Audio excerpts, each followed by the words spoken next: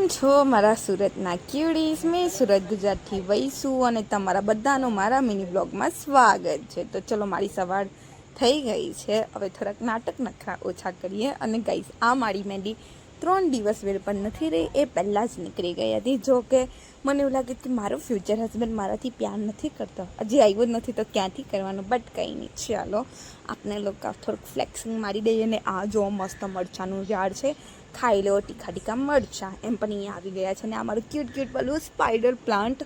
અને ગાઈસ, મારો money plant છે ને થોડોક મુરઝાઈ ગયો છે, ખબર નહીં કેમ.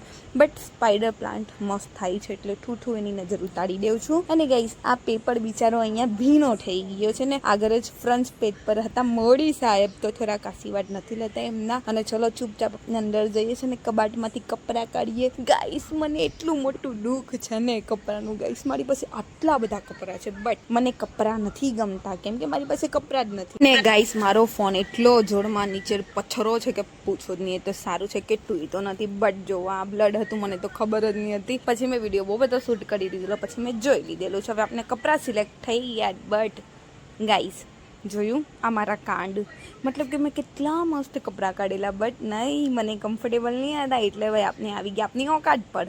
આપણા આ કપડાં જ બેસ્ટ છે. અને આજે સાંજે તો મારે બહાર પણ જવાનું છે, એટલે ફટાફટ રેડી થઈ ગઈ છું અને નીકળી ચાલી ઓફિસ માટે. અને ગાઈસ, મારો ફોન પાછો એકવાર પડેલો છે અહીંયા ઘડી. મને લાગે છે આજે તો મારા ફોનનું કાંડ થઈને જ રહેવાનું છે. બટ ચલો, કાંડ આપણે વધારે નથી કરવો કેમ કે આપણી પાસે એક જ ફોન છે, બીજો ફોન કોઈ અપાવવાનો છે નહીં, કેમ કે અત્યારે આપણે આત્મનિર્ભર બનીએ છીએ. એટલે તો ચૂપચાપ આપણે નીકળી જઈએ ડાકુ મંગલ સિંહ બનીને ઓફિસ માટે. અને ઓફિસમાં આવીને પણ મારો ફોન પડી ગયો હતો ગાઈસ. વાહ ગાઈસ, લાગે આજે જ બધી પનોટી આજે જ મારી સામે આવવાની છે એવું લાગે છે. મતલબ કે આ ચોથી વારનો મારો ફોન અત્યારમાં પડી ગયો છે. હવે મેં ખાલી એ જ હોપ કરું છે કે આખો દિવસમાં હજી એકવાર ન પડે, નહીં તો તૂટી જ જવાનો છે. બટ ચલો, ફટાફટ આપણું કામ કર્યું અને સાંજે ઓફિસથી છૂટીને જુઓ ગાઈસ, મારે સેલ પર પેટ્રોલ ભરાવવા આવવું પડ્યું. અને ગાઈસ, અહીંયા આગળ 118 રૂપિયા છે પેટ્રોલ, અને પાવરવાળું તો 128 રૂપિયા છે. ભાઈ, મને તો લૂંટવા જ બેસેલા. બટ કંઈ નહીં, મેં પુરાવી દીધું કેમ કે જરૂર હતી. અને થોડુંક પંચર નહીં પડ્યું પણ હવા ઓછી હતી એટલે મેં ભરાવી દીધેલું છે. અને આવી ગઈ ઘરે. અને ગેસ વોટ ગાઈસ, મમ્મી લોકો બહાર જવાના હતા, પ્લસ મેં પણ બહાર જવાની હતી, એટલે પછી મેં મમ્મી લોકોને ચાય પી લીધી પહેલે તો, પછી બાય બાય કહી દીધી એ લોકોને. અને હું જાઉં છું બહાર. અને બહાર કંઈ વધારે જ લેટ થઈ ગયો હતું એટલે વધારે વ્લોગ નથી બનાવ્યા.